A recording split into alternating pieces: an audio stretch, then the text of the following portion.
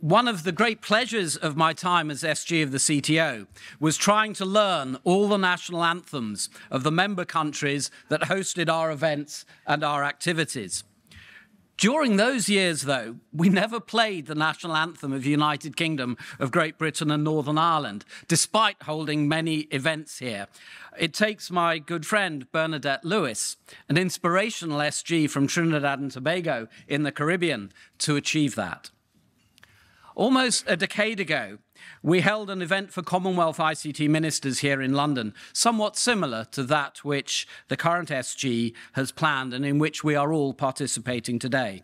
It provided a very important occasion for two things: for ministers and the private sector and civil society to meet and get to know each other. But secondly, to work together to create clear collaboration and arrangements and agreements for future action.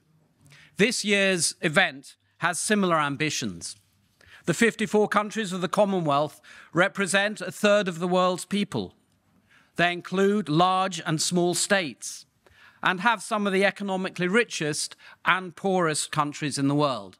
If there is one characteristic about the community, it is that we have more than our fair share, fortunately, of small island developing states, and it's lovely to see a representative of those here.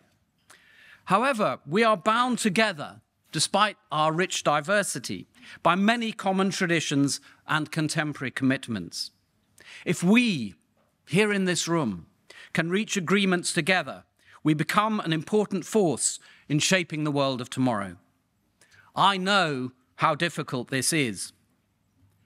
But I know, too, that it is easier for us to reach such agreements than it is for the UN system as a whole to agree on crafting wise policies and good practices. Working together within the Commonwealth, we can be one of the strongest forces for good in the world system. The SG of the CTO has firmly designated these 2 days as being for reaching practical agreements about action. Action. As digital tech seems to move forward at an ever-increasing pace, mainly in the interests of the rich and the powerful, it is incumbent on all of us to work together to serve the poorest and most marginalized within our countries and our communities, so that they too can benefit from the potential of such technologies. Governments cannot do this alone. And so this alliance meeting is also about crafting lasting and effective partnerships between governments, the private sector, and civil society. And it is good to see leading figures from industry as active participants in the discussions that we will be having over the next 2 days. There is, though, little point in any of us being here unless we do things differently when we leave the Royal Society tomorrow evening. I ask you now, all, to make a commitment that you will do at least one thing differently on return to your own countries and companies as a result of being here. One thing different. Write it down tomorrow afternoon and share it with somebody else so that you can support each other's progress in making those commitments happen. I conclude my introduction by welcoming you wholeheartedly to London, my city, our richly diverse European city.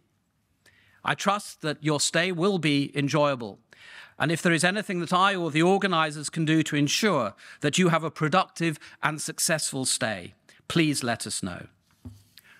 I hope that was short enough. We now turn to our opening speeches, and we are very privileged to have with us today 3 Secretaries General of the ITU, of the CTO, and of the Commonwealth. Although sadly, as you can see, the last of these cannot be with us in person. This is, though, a very special occasion, because I believe it's the first time that all 3 of them have shared a platform, albeit that one is virtual. You see, I wrote this speech before I knew that the Secretary-General of the Commonwealth wasn't coming. And we can rightly celebrate that all 3 of them are women. And I think that deserves...